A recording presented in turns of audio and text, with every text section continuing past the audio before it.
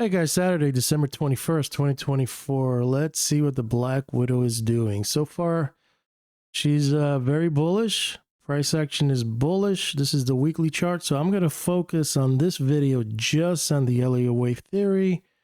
Maybe a little sprinkle of Gann, but just kind of show you what I'm seeing here. So let's start out. Maybe if I have some time, I'll go over the other important stuff, geometry, the other cycles I watch, and especially the geometry is very interesting. So without any further, let's look at this chart. So far, this green line right here, this is the average seasonality. You can see that it bottoms out somewhere around February. We know January and February are the weakest within the year.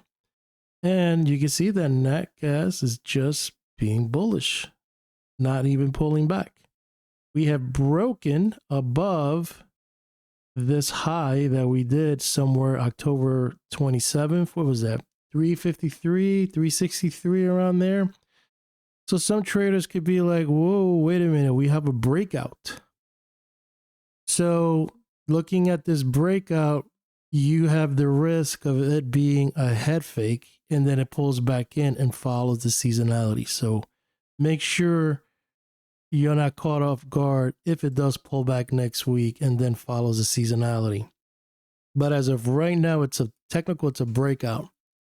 You know, a breakout, sometimes they work and sometimes they don't. So from what I've heard and spoken to other traders, you have to give it a whole week of it staying above the high of October 27. That's if you're risky. If you're, not risky, if you're conservative. So if you're a conservative trader, now that you've gotten a breakout and it's above the October 27 high, you want to give it a whole week to see if it doesn't end up below the October 27 high. So what that is, if it closes below 353, 356, whatever, 363, if next week, which will probably be slow because it's the holiday, but if it ends up below there, chances are it was a head fake and it might follow the seasonality. Now, next week with low volume, if it's above it and it's just kind of sideways to grinding higher, then you probably have to, go with the flow and ride it. But that's what I'm just observing from right now. Maybe the first week of, maybe the last week of January. If it's not below it, then things are looking good. Maybe even the first week if it's continue grinding higher. So yeah, so it's a breakout and it's going to probably continue trending higher. So that's how you will play breakout strategy with a conservative and a risky, bias. So risky is you get in any pullbacks now because the breakout's legit and it's ignoring the seasonality. So you would go long and then follow your, trading methodology of whatever it is. If you trade with angles, moving average, whatever it is, your technique, you just make sure it doesn't break that. Okay. Now saying that, you can see that now on the weekly, we're getting toppy, but it's just the beginning signal. Is not indicating that it's just gonna, turn. If we go back, we've gotten top signals. You can see starting from here, and you can see that she continue grinding higher until it got to that August 22nd, 23rd high.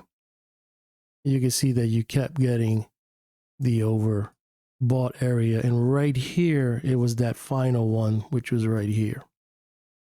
It was just one. We've been getting it here. You get this, you pull, spike down, spike up, and then it really crashed. So that's where we at here. So not important, but something I have that, it just popped up on the weekly. Now let's go, Elliott wave. In regards to Elliott wave, we are, so that February 20 was a wave 5. You got 1, 2. We're working on a 3. So if we are working on a 3, or if this is a 3, this should be a pullback. Projected 265, 290. and then end with a wave 5 of $5. Yeah, that's it. And that's for the weekly. So wave 3, pull back. Maybe this pullback for 4 is this the February low. I don't know. Or maybe it does it between December and January. Supposedly there's a wave 4 coming down 265, and then a wave 5 ending at $5. Let's go now into the daily. The daily's a little more interesting. We never got one of the sell or oversold signals because it's still strong. We were chopping around here. We've been chopping around since November, back and forth here, back and forth. So you kiss it here, pull back, kiss it here, pull back. And on this third one, you broke through. They say third is the charm. So you broke through right here and exploded higher. So this is a breakout. You can see that seasonality wise, we're weak into February. So could this be a head fake? I don't know. That's why I was telling you about see how this week coming up, what happens in regards to price action. Do we close below, or we kind of go sideways and continue going higher? So far, that is very bullish. In regards to Elliott wave, this August 27th low, like 190-ish, is your wave 5. So you got an ABC, wave 5 down, 1, 2. You're still on a wave. You got 1, 2, 3, 4, 5, and you're on the wave 3. So if this is a wave 3, this explosion to the upside, and then we're going to get a pullback. Our pullback would be anywhere between 348, which would make sense, holding this as support. It would make sense. And even if it's like a pullback to trap some bears, 332. But those are your targets to the downside if there is going to be a pullback on a wave 4. If there isn't going to be a pullback on a wave 4, this could continue going higher to like 421. Round number would probably be $4, which is somewhere around here. But this is our projection targets. Possible wave 3 already. We're going into wave 4. That'll be a pullback and then eventually end on a wave 5 ending somewhere around 525. So you actually have 2 possible projection wave 3s. If this is not a wave 3, it's going to continue going higher to 422. If it's not 422, it could continue going. I don't know if it's going to go 519, but I could see maybe 5 something being your wave 5. Now, all that being said, let's look at something else here, which is Fibonacci extensions. So from this low of August 27th, this high to this low, we are very close to the 1.618, which is $3.99, which really comes down to is $4. Right? $4 right there. So that's one using the extension, and another one will be 505. And you add the Elliott wave projection targets, you can see that it's just a little bit above there. Let's take that out. Let's add some of our lines. So far, the linear regression channel is pointing up. And using the ellipse technique, and that's anchoring from this low to this high. So all of this was unknown. You can see that using the ellipse technique, increased volatility is between these 2 endpoints. You can see that you got this pop, it pulled back. And using this one, you got this explosion to the upside. So the same thing as it goes up, sometimes it must come down. So watch out for, we hit our high right at the peak at the end of this ellipse. So I don't know, Sunday night, Monday, and I don't know what holidays are, what's going to happen in regards to the holidays, whatever. trading hours. But opening Sunday night, we got to be careful because there could be either gap up, gap down, or just open around here in the high range and then maybe kind of pull back in.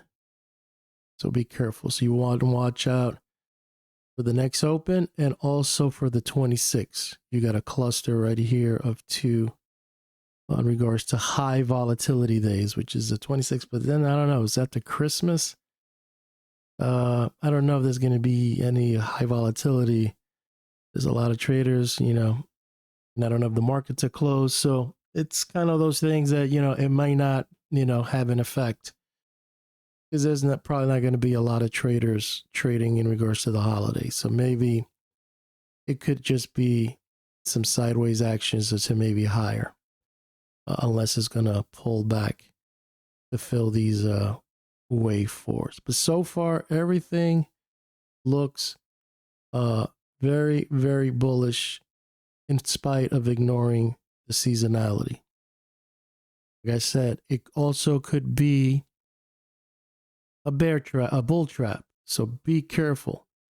But as of right now, the data is showing that it looks like it wants to go higher. And that's pretty much what it's indicating. And I think that's it. That's all I have. I didn't want to go over the monthly because the monthly is showing, you know what, I could show you the monthly. Look at the monthly here. Monthly is showing that we're going to be hitting a wave 4 and that we're working on a wave 5. The problem I have with the monthly is that the monthly is indicating negative $9. Kind of like what happened in crude. It's showing a projection. I mean, maybe I could probably believe 144. Yeah, 144. I think that was the low way back. But I don't know about negative. I can't see us going negative anything, you know, below 0. But you never know. Some people were saying that about crude and it happened, but I don't know if I can see that twice. But that's why I'm having a tough time with the count on the monthly, because as of right now, it's indicating a wave 4 around 1,671 around there, and also 434. But I'm more comfortable with, you know, I'm more comfortable with the weekly count and the daily count, indicating a wave 3, maybe a wave 4, going into a wave 5 of $5. That makes sense. Same thing on the daily, pull back for a wave 4, then end it, you know, around 5 something. As long as they continue, you know, going sideways to grinding higher. And I'll just give you a clue in regards to geometry. We are above the 1x1. So we are in the bullish camp. So according to Gann's theory, if you are above the 1x1, you have a lot of strength behind you. And it's very, very bullish. And you know me, I've always been saying that. Now we are across. So now it's kind of risky to be shorting this, but did the Black Widow create this to now trap the bulls and now pull the plug and then end up following the seasonality? That's the question to be asking. Because if it doesn't crack and doesn't go below the 1x1 and it just continues grinding up from here, we're in an uptrend and it's going to continue grinding higher. And it's probably just ignoring the seasonality. And this time it's just going to continue grinding higher. If it pulls in, be careful because it could probably follow the seasonality again. But very tricky. Someone asked me on YouTube, when is a good time to short? I don't know. I don't like shorting when it's above the 1x1 because I think the market's stronger. But, you know, can it pull back in correction? Yeah, that's going to happen. You know, the Elliott wave theory says that there should be a wave 4 coming in, and then we end up in a wave 5. So if it does happen, it'll probably be a nice area because, you know, it's going to be fluctuating now below, back and forth above the 1x1 and below the 1x1, and then end it with a big bang on a wave 5. But if it doesn't do that and it continues grinding higher, You know, it could continue, and this could probably be your wave 3 that it wants to kiss, which is 5 something, you know. So it's one of those things, as long as it's above the 1 by 1, it's very, very bullish. It's not a good idea to short it. And then on top of that, we know the large speculators are short or not participating. And I haven't looked at the latest commitments of traders report. So maybe tomorrow's video, I'll start that and kind of like work my way down. But tomorrow's video is going to be really cool. This is just Elliott wave theory. So I wanted to kind of cover that. But tomorrow's video is going to be showing all the other stuff that I like to look at. And I like to see what's correlating, what's working out, what does it follow, what didn't work, and then take it from there. Well, hopefully you enjoyed this video. I'm going to sign out, and I'll keep you posted on my thoughts on nat gas.